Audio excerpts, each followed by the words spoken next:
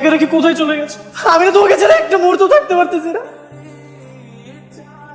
উনি এভাবে কান্না করছে কেন? প্লিজ ফিরে আসো না। তুমি জানো না আমি তোমাকে কতটা ভালোবাসি। থাকতে পারতেছি না, তুমি তাড়াতাড়ি ফিরে আসো। সামনে তো তোমার পরীক্ষা, মনোযোগ দিয়ে পড়াশোনা করো, বুঝছো? বৃষ্টি, মা কোথায় রে? এতক্ষণে তোর আসার সময় হলো? মাসে কখন থেকে তোকে খুঁজছে। এত খোঁজার কারণ কি? মাকে গিয়ে জিজ্ঞেস কর না, দেখছিস না আমি পড়তেছি। আর তুই মন দিয়ে পড়াশোনা কর। তোকে বলে দিতে হবে না, নিচু আপু থাকতে আমার কোনো সমস্যা নেই।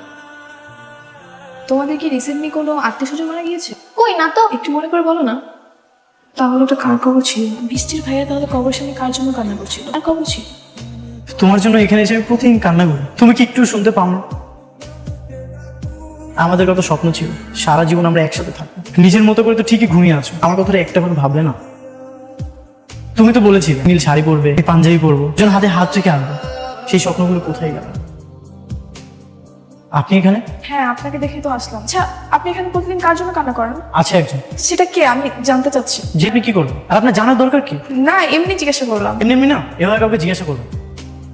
আপনি এখানে প্রতিদিন আসেন? হ্যাঁ আসি তো, কি হয়েছে? আমি কিন্তু আপনাকে প্রতিদিন দেখি। আমি কি আপনাকে দেখতে বলেছি? তো কি করবো তাহলে? রাস্তা দিয়ে যাওয়ার সময় যদি কোনো মানুষ চোখের সামনে পড়ে, চোখে ফেরানো যায়? তাহলে চোখ বন্ধ করে হাঁটবেন। আশ্চর্য, আপনি এরকম ব্যবহার করছেন কেন? কি মানুষ রে বাবা! আমার মনে হচ্ছে নিশ্চয়ই ওটা তার প্রেমিকার কবর, হয়তো বা কোনো অ্যাক্সিডেন্টে মারা গেছে। এমন যদি হয়েই থাকে তাহলে চিন্তা কর, সেটা কত ভালো। এখনো প্রেমিকার কবরের সামনে গিয়ে কান্নাকাটি করে। ইস, জানিস কোনো একটা ছেলে যদি আমার বয়ফ্রেন্ড হিসেবে পেতাম না, যেটা লাকি ফিল করতো। তুই পাবি, ওকে যে বিয়ে করবে সে সারাক্ষণ শুধু নিতু নিতু করবে, দেখিস। মজা নিস। আজকে এলো না কেন? নাকি আমি আসার আগেই চলে গেছে? কিন্তু এসে চলে গেলে তো কবরের সামনে ফুল থাকার কথা, ফুল তো নেই। তার মানে আজ মনে হয় কোনো কাজে আটকা পড়ে গেছে। আপনি এখানে আর ফুল এনেছেন কেন?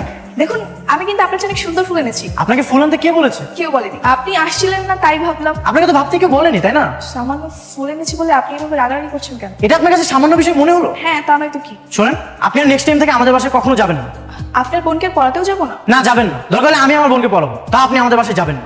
দেখুন, আপনি কিন্তু এবার বেশি বাড়াবাড়ি করছেন। আপনি কিন্তু কাজটা একদমই ঠিক করছেন না। আমি কিন্তু সত্যি সত্যি আপনার বোনকে পড়াতে যাবো না। আপনি চাইলেও আমি আমার বোনকে আপনার কাছে আর পড়তে দিব না।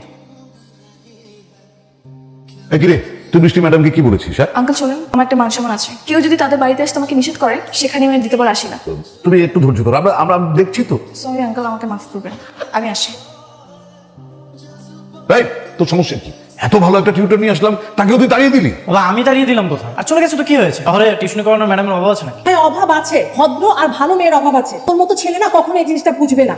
আমি এত কথা শুনতে চাই না। তোর জন্য চলে গিয়েছে, এখন তোর দায়িত্ব, যা যেভাবে পারিস মেয়েটাকে ফিরিয়ে নিয়ে আয়। আমি কিভাবে ফিরিয়ে আনবো? যেভাবে অপমান করে তাড়িয়ে দিয়েছি ঠিক ওইভাবে আবার সরি বলে ফিরিয়ে আন। কারণ তুই যেটা করেছিস সেটা ভুল করেছিস। আমি এত কথা বুঝি না। যেভাবে পারিস তুই বৃষ্টির জন্য সে মেয়েকে ফিরিয়ে নিয়ে আয়। হ্যালো। আপনি নিতু তাই না? হ্যাঁ, আপনি কে? আমি আকাশ, বৃষ্টি বড় ভাই। ও, সে কবরস্থান। আপনার সঙ্গে আমি কি একটু দেখা করতে পারি? আমি তো বলে দিয়েছি আপনার বোনকে আমি আর পড়াবো না। আমি তো একবার বলিনি আপনি আমার বোনকে পড়ান, আমি বলেছি আপনার সঙ্গে একবার দেখা করবো। আর তাছাড়া আপনি একবার বলেছিলেন কেন কবরস্থানে যাই, এই জন্য। হ্যাঁ বলেছিলাম। কোথায় আসতে হবে বলেন।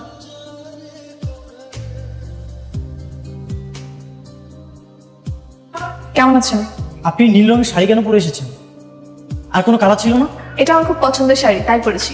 কেন, আপনার কি নীল শাড়ি পছন্দ না? হ্যাঁ পছন্দ, তবে শুধু এটা একজনকেই মানে, সেটা হচ্ছে সিনথিয়াকে। আপনি কেন পরে এসেছেন? কবরের সেই মেয়েটার নাম বুঝি সিনথিয়া? হ্যাঁ। তাকে খুব ভালোবাসতেন? হ্যাঁ। আচ্ছা যাই হোক, তো বলেন আমাকে কেন ডেকেছেন? দেখুন, গতকালকে ঘটনার জন্য আমি সব সিনথিয়ার কবরে আমি ছাড়া অন্যকে ফুল দেখ সেটা আমি কখনো চাই না। সেটা তো আপনি আমাকে বুঝিয়ে বললেই পারতেন, শুধু শুধু খারাপ ব্যবহার কেন করলেন? বললাম তো সরি। আচ্ছা আজ থেকে আপনি বৃষ্টিকে পড়াতে আসো। সরি, আমি যেতে পারবো না। যখন ইচ্ছে হবে আপনি খারাপ ব্যবহার করবেন, যখন ইচ্ছে হবে সরি বলবেন, তা তো হবে না। বাবা অলরেডি অনেক রেগে আছে, প্লিজ আপনি না করবেন। আপনার বাবা মা রেগে আছে, তাতে আমি কি করবো? তাদের নিয়ন্ত্রণ করার দায়িত্ব তো আপনার, আর এটা আপনার আগেই ভাবা উচিত ছিল। আচ্ছা এখন আমাকে কি করতে হবে সেটা বলেন। ফ্রেন্ডশিপ করতে হবে। মানে? মানে এটাই যে আমার সঙ্গে ভালো বন্ধুত্ব করতে হবে। আমি যা জিজ্ঞাসা করবো সেগুলো আস্তে আস্তে বলতে হবে। ঠিক আছে, যখন আমার ইচ্ছে করবে ঘুরতে যেতে, তখন কিন্তু আমাকে নিয়ে যেতে হবে। যদি আমি ফ্রি থাকি অবশ্যই নিয়ে যাবো। না, এটা চলবে না। যে কোনো কাজই থাকুক না কেন, সেগুলো সব বাদ দিয়ে আমাকে নিয়ে বের হতে হবে। ঠিক আছে, নিয়ে যাবো। ফ্রেন্ডস,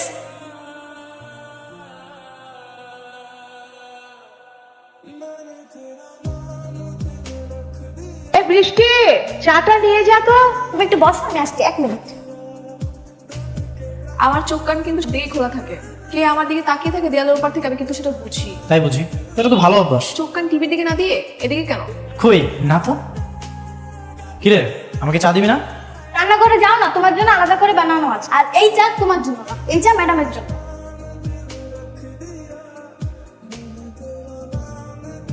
বৃষ্টি, এই বইটা নিয়ে আমি আজকে নিয়ে যাই, কোনো প্রবলেম আছে? না না না, কোনো সমস্যা নেই। আর এটা তো ভাইয়ের উপন্যাস, তুমি নিয়ে যাও। আর এটা কেউ পড়েও না। আচ্ছা, আজকে সিনথিয়ার কভার ফুল দিয়েছিলে? না, আজকে দেওয়া হয়নি। আমি না বেশ কিছুদিন ধরে খেয়াল করছি তুমি এমন করছো।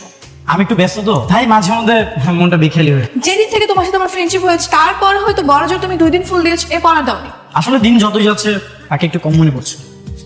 ও, একটু পর তোমার ভালোবাসা এখন কমে গেল? ভালোবাসা কমেছে এটা তো একবার বলিনি। আসলে প্রকৃতি কখনো শূন্যস্থান অপূর্ণ রাখে, কোনো কোনো দিক থেকে সেই শূন্যস্থান পূর্ণতা করবে। তার মানে কি তোমার লাইফে অন্য কারো আগমন ঘটেছে? আগমন কিনা জানি না, সময় হলে দেখা যাবে। ঠিক আছে, অপেক্ষায় থাকলাম। মিষ্টি, পড়াশোনা আবার আগের মতো ভালো হচ্ছে তো? হ্যাঁ বাবা, ভালো। পছন্দের টিচার হলে এরকমই হয়। শোনো, এটা না অনেক ভালো। এই মেয়েটাকে আমার বউ করে রাখার খুব ইচ্ছে। মা, তুমি একটু থামবে? বাবা, ভাইয়া মনে হয় লজ্জা পেয়েছে। একটা থাপ্পড় দিব, তোর মাংস রাস্তা আমি খাবো। এটা আমার মাংস। দিয়ে দে না। বুঝলাম না, একটা মানুষ এভাবে মিথ্যা কথা বলতে পারে? গতকাল রাত থেকে আমার চোখে ঘুম নেই। তোমার ধোকাবাজ, একবার চিন্তা কর। তুই তার সঙ্গে সরাসরি কথা বল। আমার ওর সঙ্গে কথা বলতে ঘৃণা করছো। তবুও তোকে মুখোমুখি হতে হবে। প্রশ্নের জবাবে আসে কতগুলো মিথ্যা কথা বলতে পারে সেটা দেখবি না? আচ্ছা, তুই একটা কাজ কর, যে ভালো হয় ওই কবরের সামনে ডেকে নিয়ে যা। ঠিক বলেছিস। কি হয়েছে বলো? এটা কি? ও, এটা তো আমার বই, ওর কাছে কিভাবে? নিজেকে উপন্যাসের নায়ক ভাবো, তাই না? মানে এটা কার খবর? কারো সিনথিয়া। সিনথিয়া, তাই না? ঠিক আছে, চলো আমাকে সিনথিয়ার বাসা নিয়ে চলো। আমি ওর আব্বু আম্মুর সঙ্গে কথা বলবো, চলো। তাদের সাথে কথা বলে তুমি কি করবে? সেটা আমি ওর আব্বু আম্মুকেই বলবো। সেটা সম্ভব না। কেন সম্ভব না? বলতে পারবো না। কিভাবে বলবা? যেখানে কোনো মানুষের কবর নেই সেখানে তুমি কিভাবে ঠিকানা বলবা? তোমার লজ্জা করলো না আকাশ? এরকম একটা উপন্যাসের ঘটনা বাস্তবে পরিণত করতে তোমার লজ্জা করলো না? সরি তো। কিসের সরি? তোমার মতো একটা প্রতারকের কথা আমি বিশ্বাস করে ভুল করেছি। ভুল করে নিজের মনে অজান্তে। মনে হচ্ছে কি নিতু? বলো আমাকে। বলবো না, কারণ তুমি আমার মনে আঘাত করেছো, আর আমার মনের কথা জানার অধিকার তোমার নেই। নিতু, বিশ্বাস করো, আমি এতদিন যা কিছু করেছি সবকিছু তোমাকে পাওয়ার জন্য করেছি। যে সম্পর্কে শুরুটাই হয় মিথ্যা ধোঁকাবাজি দিয়ে, সেই সম্পর্কে আমার কাছে কোনো মানে হয় না। আল্লাহ আমাকে বাঁচিয়েছে।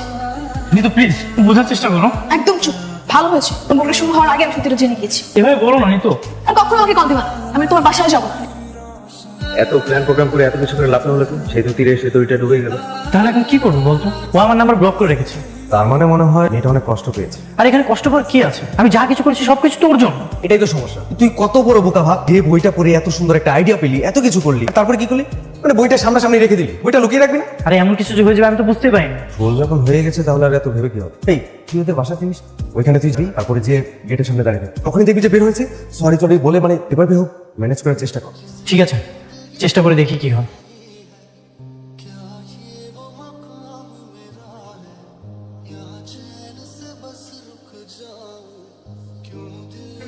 নিতু, দাঁড়াতে বলছি না? এই, কেন বিরক্ত করছেন? এমন করতেছো কেন? আমি যা কিছু করেছি সবকিছু তোমার জন্য। আমি কি আপনাকে বলেছি বাটপাড়ি করে আমার সাথে লাইন মারতে? তা হয়তো বলোনি। আমি নিজ থেকে যা করেছি সবকিছু তোমাকে পাওয়ার জন্য করেছি, তোমার সাথে কথা বলার জন্য, তোমার সাথে ভালো একটা সম্পর্ক তৈরি করার জন্য অনেক চেষ্টা করেছি, কিন্তু তুমি তোমার সঙ্গে কথা বলোনি, তুমি তোমাকে পাত্তাই দাওনি। তাই বলে কি বাটপাড়ির আশ্রয় নিতে হবে? হ্যাঁ, আমি না এরকমটা কখনোই করবো না, আই প্রমিস। আমি আপনাকে 2 পয়সারও বিশ্বাস করি না। কিন্তু বিশ্বাস করো, একটু রাগ পর্যন্ত তোমার এই বিশ্বাসের আমি কখনোই অমর্যাদা করবো না। সেই সুযোগ আপনাকে আমি কখনোই দিব না। আর বেশি বিরক্ত করলে আমি কিন্তু আঙ্কেলের কাছে বিচার দিব। কিন্তু আমি তো তোমাকে ভালোবাসি, আমি না তোমাকে ছাড়া অন্য কিছু ভাবতেই পারি না। সহ্য। আচ্ছা নিতু, তুমি যদি আমাকে বলো তাহলে আমি আমার বাবা মাকে বলবো তোমাদের বাসায় বিয়ের একটা প্রস্তাব পাঠাবো। এই কাজটা ভুলেও করবেন না। আমি আপনাকে কখনোই বিয়ে করবো না। এবার কিন্তু মেয়েটা অনেক বেশি বাড়াবাড়ি করে ফেলছে। তুই মেয়েটাকে এতবার করে সরি বললি, ওইটা তোকে ক্ষমা করে দিবে, তা না করে এই দে না, এসব মেয়েকে বিয়ে করার কোনো দরকার নেই। আমি তো নিতুকে ভালোবাসি, আরে একতরফা ভালোবেসে লাভ কি? আমি আমার সবটুকু দিয়ে চেষ্টা করবো, আর ভুলটা তো আমি করেছি। সেটা তুই ঠিকই বলেছিস। নিতু আমাকে ভালোবাসে, আমি মনে করি নিতু আমাকে অবশ্যই ক্ষমা করে দিবে। তাহলে তো ভালোই হলো, শুনে আর কিছুই নেই। দেখি কি হয়। আমার মনে হয় আকাশ ভাইকে তোর ক্ষমা করে দেওয়া উচিত। মানুষ তো ভুল করতেই পারে, তোকে ভালোবাসে এই জন্যই সে এমনটা করেছে। ভুল, তাই না? ভুল আর অপরাধের মধ্যে পার্থক্য জানিস? দেখ, এখন তুই অনেক রেগে আছিস, এই জন্য বিষয়টা সহজভাবে বুঝতে পারছিস না। একটু ঠান্ডা মাথায় চিন্তা করে দেখতে পারবি। আকাশ ভাই তোকে ভালোবাসে, এটা তুই নিজেও জানিস, কিন্তু তার অপরাধ হচ্ছে সে একটা ভুল করে ফেলেছে। হ্যাঁ, সেটাই। ও আমাকে সরাসরি বলতে পারতো। তুই তার ভুলটাকে ভুলে গিয়ে ভালোবাসা নিয়ে কল্পনা করে দেখ, দেখবি ভালো লাগবে, তুই থেকে ক্ষমা করতে ইচ্ছা করবে। কিন্তু দেখ, শুধু শুধু আর আপত্তি করিস না, নিজেও কষ্ট পাচ্ছিস। জেদ করে বসে না থেকে সবকিছু ঠিকঠাক করে নে, ভালো লাগবে। আচ্ছা, আমি কথা বলে দেখি। এরকম ভুল কাজ আর করবে না তো? কখনোই করবো না। তুমি যদি আমার হয়ে যাও তাহলে সৃষ্টিকর্তার দেওয়া সেরা উপহার হবে তুমি। হয়েছে, থাক, এত প্রশংসা করতে হবে না। করবো না প্রশংসা। 800 কোটি মানুষের মধ্যে তুমিই একজন যে আমার প্রিয়তম। তোমার যদি প্রশংসা না করি তাহলে আমি কার প্রশংসা করবো? এরকম ভালোবাসা সারা জীবন থাকবে তো, নাকি মাঝখানে ফাটল ধরবে? তোমার জন্য ভালোবাসা থাকবে না তো কার জন্য থাকবে? আচ্ছা, তোমার বাবা মা আমাদের সম্পর্কটা মেনে নিবে? আরে মানবে না মানে? তারা তো তোমাকে অলরেডি পছন্দ করে, তুমি রাজি হলেই হলো। রাজি তো হবে, কিন্তু তুমি তো এখন আমাকে প্রপোজ করো নাই। আসছে প্রপোজ না করে প্রেম করতে। শোনো হে প্রিয়তম, তোমার হাতটা ধরে আমি আমার সারা জীবন পার করে দিতে চাই। তুমিও কি পার করবে আমার সাথে আমার জীবনের বাকিটা সময়? ভালোবাসি। আমি তোমাকে ভালোবাসি। চলো আজ আমরা এই পুরো শহরটা ঘুরে দেখবো।